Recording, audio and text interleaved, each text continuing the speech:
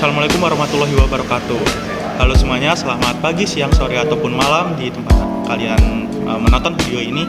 Kami dari kelompok 4 akan mempresentasikan hak kekayaan perusahaan sebagai tugas akhir dari mata kuliah hukum bisnis nih.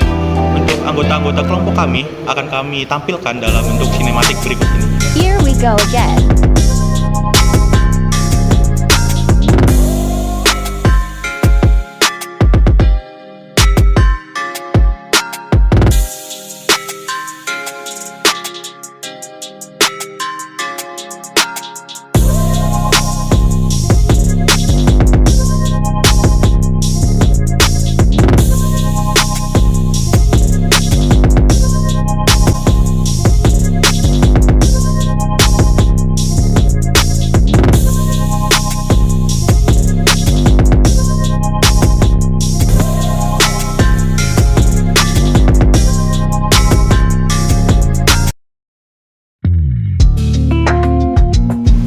Oke, gimana nih kelompok kami? Keren-keren banget nggak sih? Selanjutnya kami akan masuk ke materi kita yang akan dibahas dalam presentasi berikut. Topik yang akan dibahas dalam presentasi kali ini, pada presentasi kali ini ada dua topik utama yang akan dibahas. Yang pertama ada tipe benda dalam perusahaan. Nah, tipe benda dalam perusahaan ini dibagi menjadi tiga. Yang pertama ada benda bergerak, yang kedua ada benda berwujud, yang ketiga ada benda tidak bergerak dan tidak berwujud. Nah, topik kedua yang akan dibahas adalah hak kekayaan intelektual. Hak kekayaan intelektual sendiri juga dibagi menjadi tiga. Yang pertama ada hak cipta, yang kedua ada paten, yang ketiga ada merek.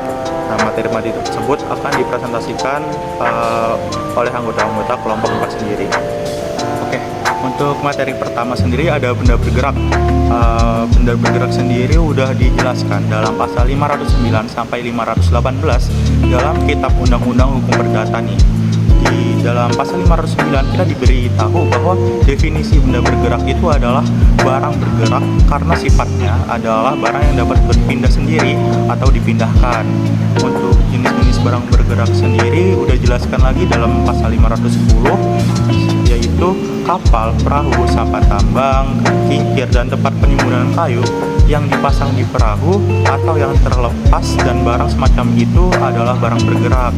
Nah, contoh lainnya dari barang bergerak sendiri adalah bisa berupa peralatan, perlengkapan, kendaraan, dan barang-barang yang bisa berpindah sendiri ataupun dipindahkan oleh pemiliknya. Nah, dari dasar hukumnya sendiri ada di pasal 511. Di pasal ini ada 6 poin yang diberikan. Tapi saya akan membahas 2 poin saja. Poin pertama yaitu bukti saham atau saham dalam persekutuan perdagangan uang, persekutuan perdagangan atau persekutuan perusahaan, sekalipun barang-barang bergerak yang bersangkutan dan perusahaan itu merupakan milik persekutuan. Bukti saham atau saham ini dipandang sebagai barang bergerak, tetapi hanya terhadap masing-masing peserta saja selama persekutuan berjalan. Nah, itu untuk poin pertama. Poin kedua yaitu saham dalam utang negara Indonesia, baik yang terdaftar dalam buku besar maupun sertifikat, surat pengakuan utang, obligasi atau surat berharga lainnya, beserta kupon atau surat-surat bukti bunga yang berhubungan dengan itu. Selanjutnya akan disampaikan oleh teman saya. Oke, materi kedua yang saya bahas adalah tentang benda berwujud dari harta kekayaan perusahaan.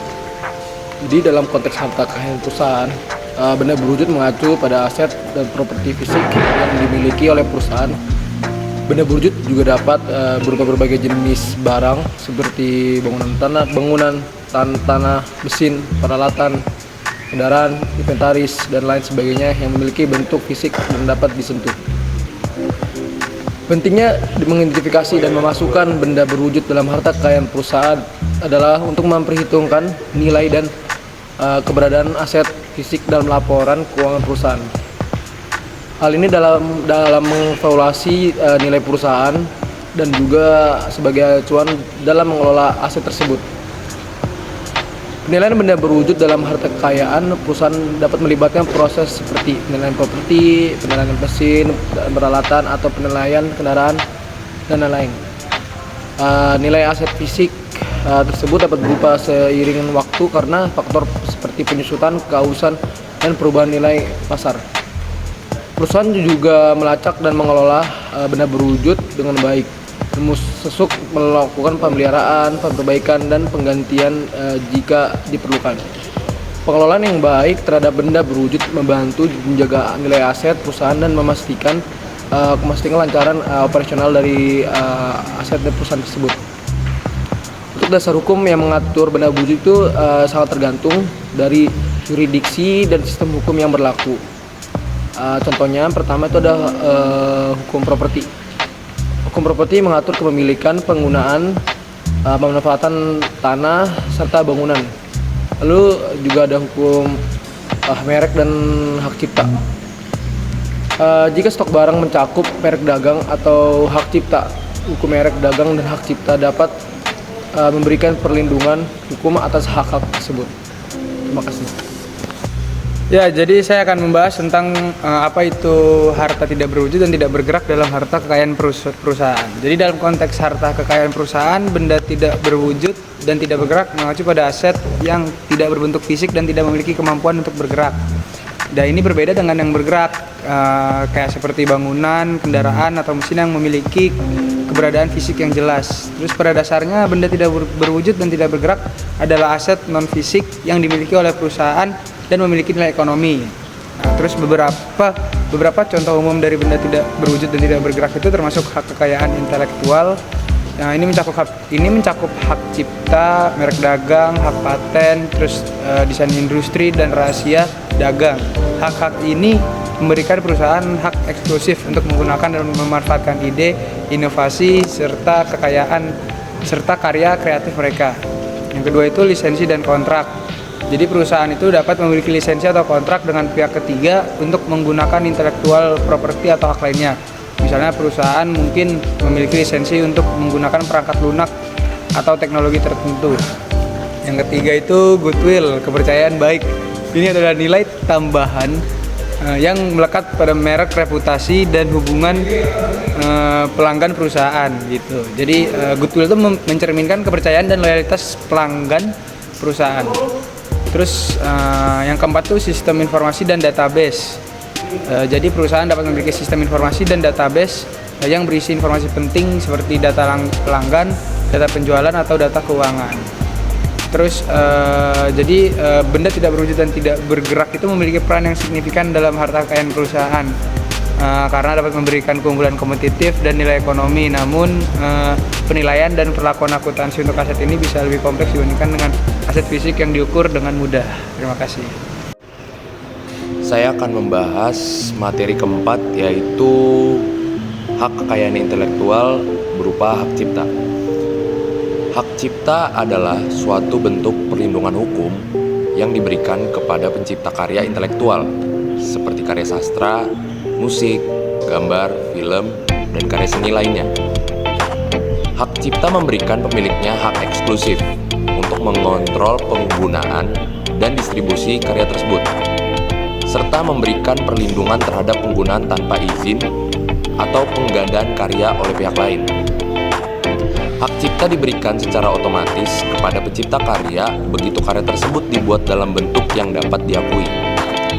Namun, dalam beberapa yurisdiksi, pencipta karya dapat mendaftarkan hak cipta mereka untuk mendapatkan perlindungan hukum yang lebih kuat. Hak cipta memiliki batas waktu tertentu yang berbeda-beda tergantung pada negara dan jenis karya.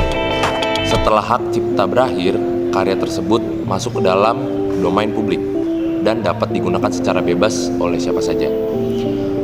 Penerapan hak cipta penting dalam mendorong inovasi, kreativitas, dan pengembangan karya baru, serta memberikan intensif kepada pencipta untuk menghasilkan karya-karya original. Dan ini berapa jenis-jenis hak cipta. Yang pertama adalah hak cipta penuh, yang kedua hak cipta terbatas, yang ketiga hak cipta komersial, yang keempat hak cipta sumber terbuka, yang kelima hak cipta publik domain. Lalu dasar hukumnya yang mengatur hak cipta adalah Undang-Undang Nomor 28 Tahun 2014 tentang hak cipta. Selanjutnya, hak kekayaan intelektual yang kedua adalah merek. Pendaftaran merek dapat dilakukan melalui kantor merek dagang. Lalu ada jenis-jenis merek. Ada yang pertama adalah merek dagang. Merek dagang adalah simbol, nama, logo, atau kombinasi dari elemen-elemen tersebut yang digunakan untuk mengidentifikasi dan membedakan produk atau jasa dari suatu perusahaan dengan perusahaan lainnya.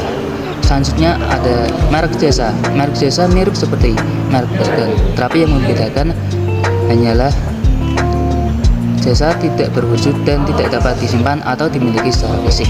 Yang ketiga adalah merek kolektif. Merek kolektif adalah merek dagang yang digunakan oleh suatu kelompok atau asosiasi untuk mengidentifikasi produk atau jasa dari anggotanya. Lalu ada merek fungsional.